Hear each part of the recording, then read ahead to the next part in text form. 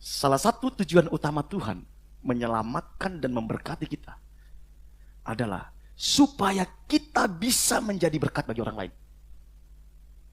Makanya ketika Tuhan panggil Abraham, Tuhan katakan, lewat keturunanmu semua bangsa di dunia akan mendapat berkat. Aku akan memberkati engkau, kata Tuhan kepada Abraham. Dan lewat hidupmu banyak orang menerima berkat. Saudara, harusnya doa utama kita bukan bagaimana kita diberkati. Bukan. Tapi doa utama kita adalah bagaimana hidup kita bisa menjadi berkat. Karena Tuhan panggil kita, tujuannya adalah supaya kita bisa menjadi berkat bagi orang lain. Dan lewat hidup kita, orang lain mengenal Tuhan serta mengalami kasih Tuhan. Makanya Tuhan Yesus bilang gini, biarlah orang melihat perbuatanmu yang baik, supaya mereka memuliakan Bapamu di sorga. Jadi setiap tindakan kita, setiap keputusan kita, setiap respon kita, itu menentukan apakah dunia memuliakan Bapa atau dunia menghina Bapa.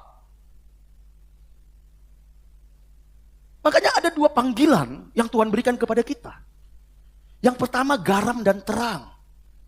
Dunia ini penuh dengan kegelapan. Kehadiran kita itu memberikan terang.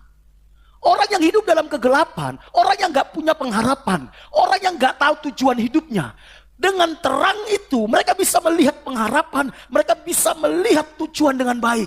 Harusnya kehadiran kita itu memberikan pengharapan bagi banyak orang, sehingga mereka bisa melihat ada Tuhan yang mengasihi mereka, ada Tuhan yang punya rencana atas hidup mereka. Itu panggilan itu Tuhan letakkan di pundak kita sebagai terang. Dan kedua dikatakan sebagai garam. Garam. Garam itu mengawetkan. Daging yang digarami itu memperlambat kebusukan. Garam itu menjadi penyedap rasa. Masakan. Semahal apapun masakan. Sayur kah, kalau tidak ada garamnya itu jadi gak enak. Harusnya kehadiran kita membuat lingkungan kita itu menjadi indah, saudara. Menjadi tentram, menjadi damai. Itu panggilan. Tapi banyak kita tidak menyadari panggilan ini, sehingga kita bersikap sesuka hati kita, semau kita. Kita nggak peduli apakah sikap kita ini mempermuliakan Tuhan atau mempermalukan Tuhan.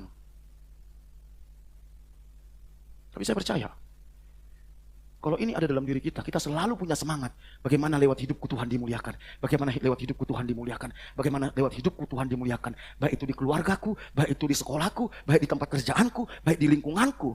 Ketika itu yang menjadi semangat kita, saya percaya Tuhan pun tidak akan permalukan hidup kita. Dia akan pelihara, dia jagai, dia lindungi.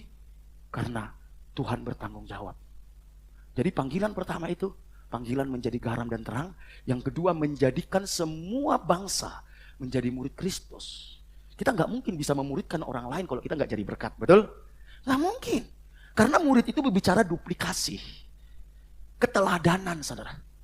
Makanya Rasul Paulus katakan, ikutilah teladanku, sama seperti aku mengikuti Kristus. Jadi ketika kita percaya kepada Yesus, kita harus punya komitmen mengikuti Kristus, jejak-jejaknya, cara berpikirnya, tujuan hidupnya, selera jiwanya. Ketika kita mengikuti Kristus, kita bisa berkata kepada istri kita, kepada anak-anak kita, kepada karyawan kita, ikutilah teladanku, sama seperti aku mengikuti teladan Kristus.